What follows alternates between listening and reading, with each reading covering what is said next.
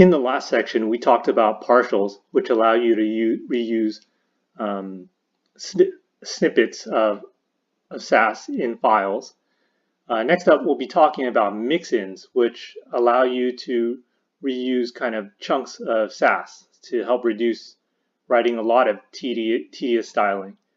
So once again, best way to do this is to just dive right into the example. Let's say here we're going to create a mix-in for rounded corners. So instead of creating applying a border radius style on every single element that needs a rounded corner, we'll create one mix-in and reuse it in multiple areas. So first off, let's add some markup. I'll just create something called card.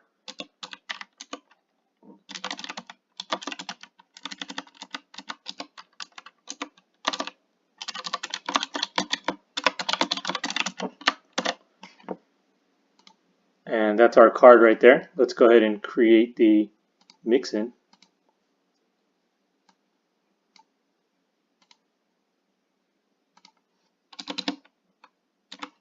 So you start that off also with a @, mix-in, and then the name of your mix-in. In this case, we'll be calling it border radius. And our border radius can accept a value. Call it radius. So this makes your mix-ins very flexible. Like I said, you can write one mix-in and use it in many different instances by just changing some values to give it some a different look or style. So this also helps because sometimes you have a lot of vendor prefixes like say WebKit border radius, that's the value, and then I'll do border radius, and then border dash radius. Whoops. So you can see here, instead of applying the style, let's say we had something called card and then something called I don't know, box and whatnot, and we had to keep copying this over and over. So instead of doing that, we can just call this mix-in and get that style applied. So let's go ahead and do that right now. So let me add some style for this card real quick.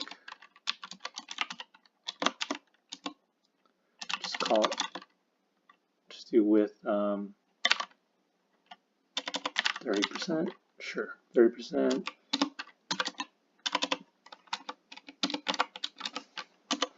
I like to put the style properties in alphabetical order just to have it.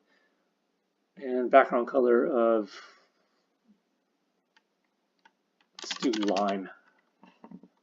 And let's see what this looks like. Cool, so there it is. There's our lime card. And now we're going to call this mix-in over here.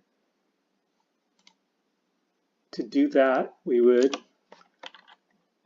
call the @ and then do include. So these are the two keywords for mix-ins used, right? @ mix-in and then @ include. So you do @ include, and of course the name of the mix-in, of course, right there. And don't forget to specify a value. So in this case, we'll make the border say 10 pixels. Hit save.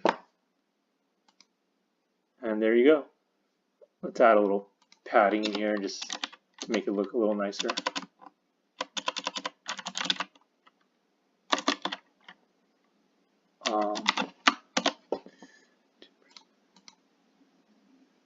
Okay, so that's a card. So now, let's say we have some more HTML and another element we want to apply this mix into. So this is called card. Let's create another one right below it called box.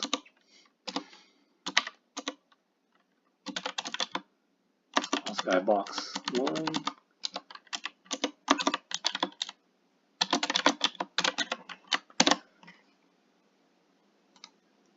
This goes, hi, I'm a box. So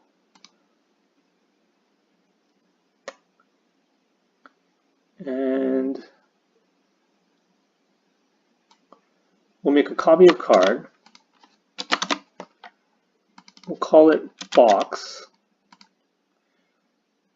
We'll keep all the styling the same, except instead of lime, we'll change it to purple.